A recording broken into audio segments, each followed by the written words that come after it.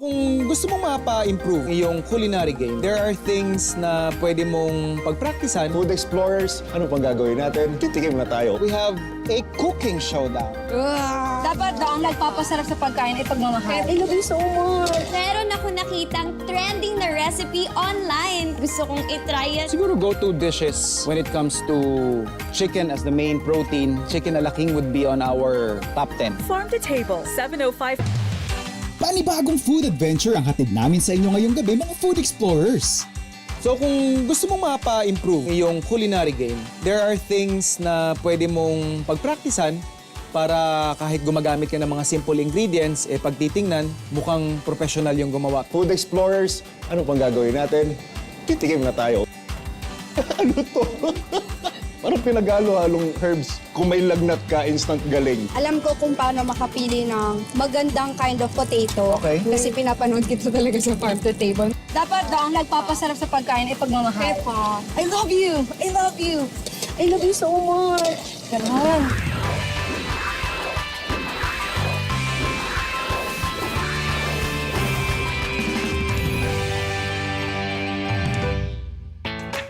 Mga food explorers, ngayong papalapit na ang Pasko, marami sa atin ang nag-iisip na ng mga pwedeng ihanda sa nalalapit na holiday.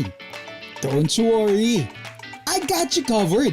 Dahil tuturuan ko kayo kung paano gumawa ng mga simpleng putahe pero pang malakasan ng dating. One of the siguro go-to dishes when it comes to chicken as the main protein, I think chicken ala king would be on our top 10 bilang Pilipino, no?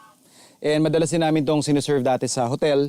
And kadalasan partner nito, kanin.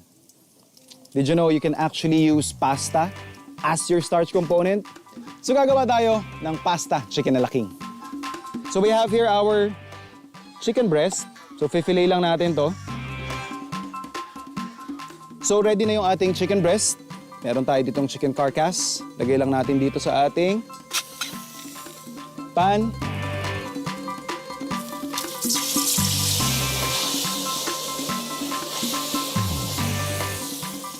Using yung stock na nabuo natin, dito natin pakukuluan yung ating pasta.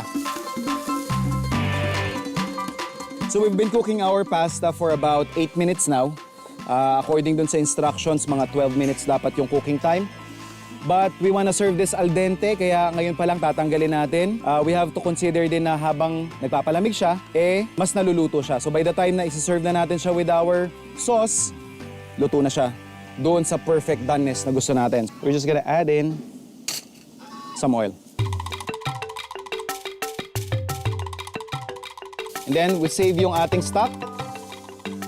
Using the same pan, we're just gonna add in some oil. Yung ating chicken.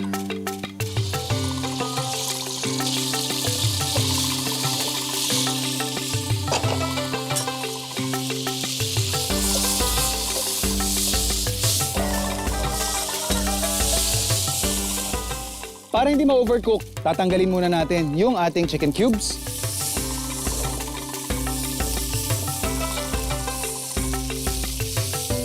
And then using again the same pan, gigisa na natin yung ating sibuyas at bawang.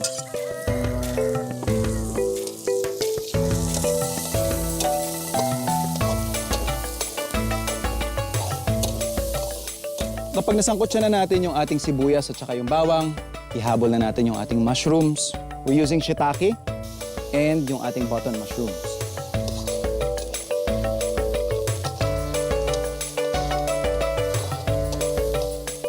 So once na nag-caramelize na rin yan, we're just gonna add some stock. I-deglaze lang natin ng kaunti.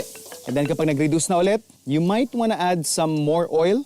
And then saka tayo maglagay ng ating all-purpose flour. So kapag nakita ninyo na naluto na yung ating harina, saka na natin ibanto yung ating chicken stock.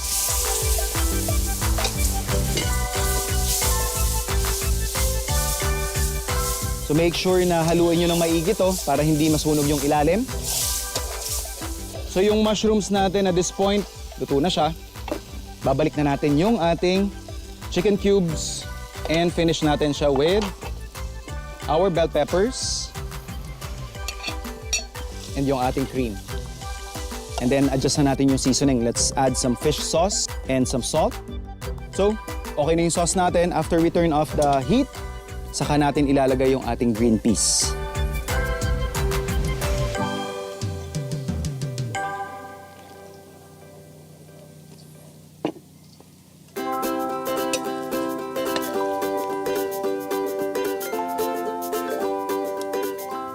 Food Explorers, eto na ang easy dish pero 5-star ang dating. Ang pasta chicken alaking.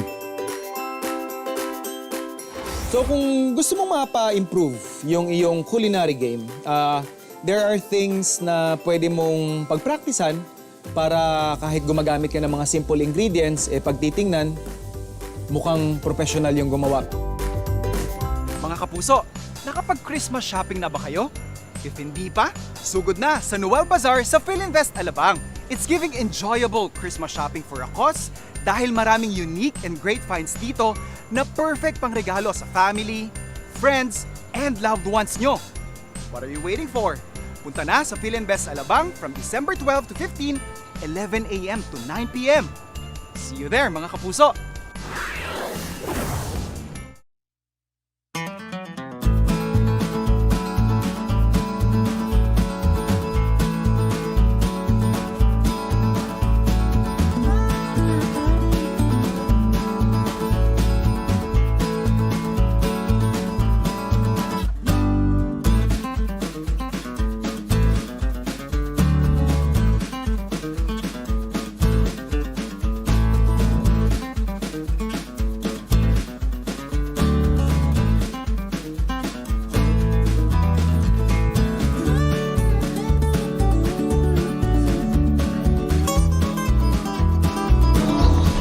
Ayan, 20 minutes lang naman yung travel niya. Sa baba. So, gusto mo ba? Sige, sige. Paano ilalagay? Pag tinatanong daw niya, parang sinasabi niya, sa Pilipinas, baboy, ganyan. Tapos may nagsabi doon sa kanya, sa amin, kuneho. Tapos tinuro sa kanya yung recipe.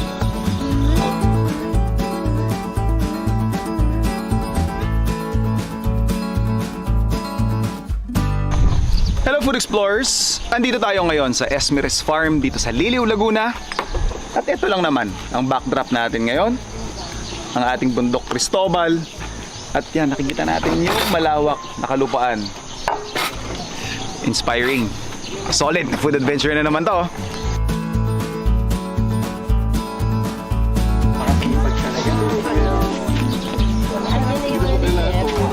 Ayan, o kape. Oil? Amoy lola ka, kahit naligo mo na yung buhok mo, amoy ano pa siya. So guys, ito yung dahon ng ashitaba. Kadalasan to makikita ninyo nung mga chinatsa-atsaan natin. Pero alam nyo ba na nasa family ito ng carrots? So yung lasa nito is actually para rin siyang parsley. So meron din siyang culinary applications. Yun yung gagawin natin ngayon dito sa Farm to Table. Okay, standby! Standby! Cameras rolling. 3, 2,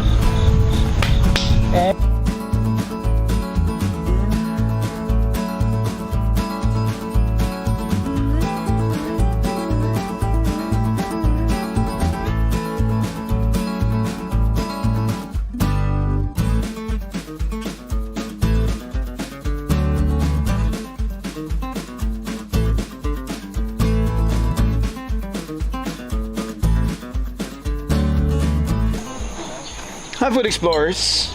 Ito ang nangyayari kapag maramihan yung gagawin. Siyempre kailangan natin ng rest back. Andito yung ating mga chefs. Chef Jonah, Chef Andrew. Yan yung mga nagpapabilis at nagpapagaan ng buhay ko dito.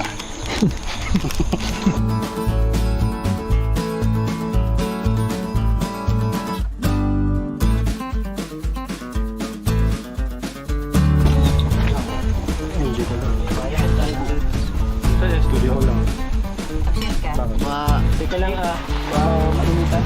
Yan pa lang din. Mainitan? Okay lang yan. Ginawa akin yan. Yung wire pad. So ano ba kailangan mo, chef? Pan na may water? 1-0. Uy, Hindi masarap, no? Ha? Hindi masarap. Ha? Sarap ng suka. Sarap ng suka.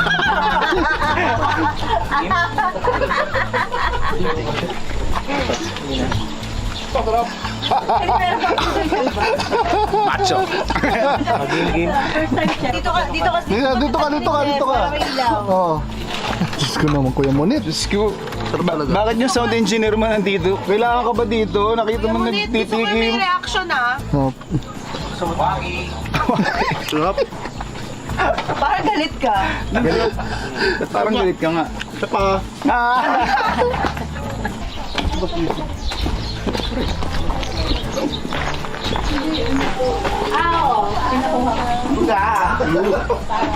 Wala, wait lang.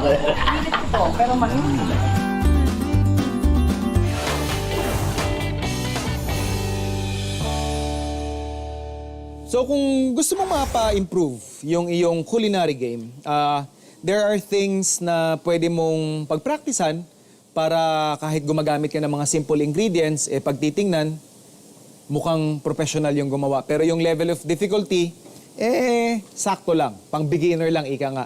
So papakita ko sa inyo paano gumawa ng bacon wrapped turkey breast. So, pag nagra-wrap tayo ng meat, better kung meron tayong ilalagay na stuffing sa loob. One of the things that I consider when I'm adding stuffing is yung texture. I'll be adding chopped cashew nuts. For color naman, we'll be adding parsley. So, hindi ko na yun i-chop. And for flavor naman, we'll be adding lemon zest. And then, imamash lang natin to. And to basically have something to bind the ingredients together, we'll just be adding a knob of butter. So once na ready na yung filling natin, ilalatag lang natin ng pantay-pantay yung ating bacon. So yung parang pinaka nasa ilalim. And then ilalatag natin yung ating flatten na turkey breast. So season lang natin to ng salt.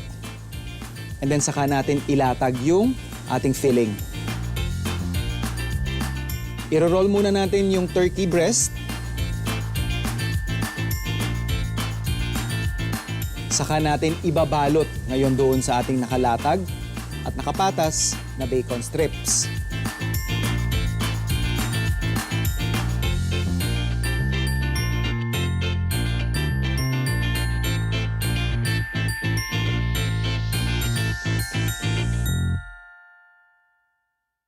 Let's set this aside and then ifa-fry na natin on a cold pan.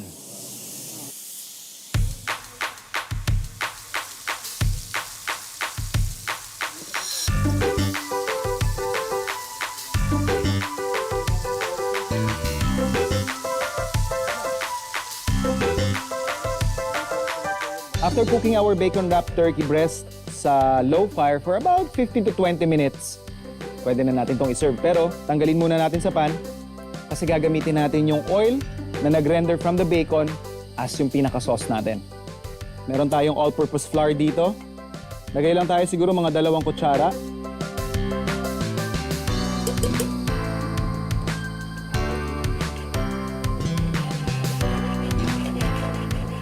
So once makita na natin na medyo nagbabrown na yung ating all-purpose flour, pwede na nating ibuhos yung ating stock.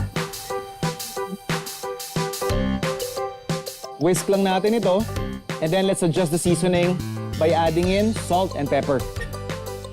And pag nakuha na natin yung consistency na gusto natin, pwede na nating i-pour over doon sa ating bacon-wrapped turkey.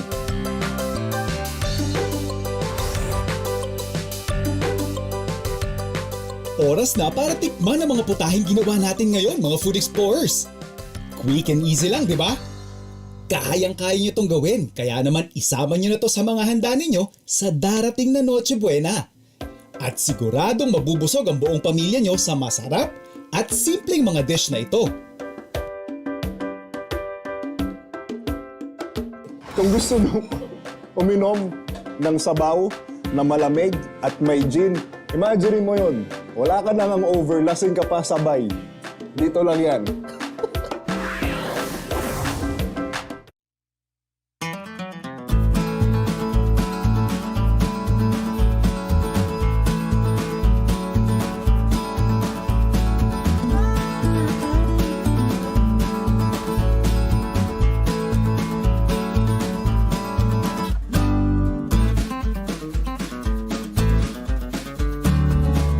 Doon ka na rin mag-demo, chef. Okay lang, chef. Tatanong ko lang dun, oh. Tatalon talaga. Ano po? Meron akong 2 next na location.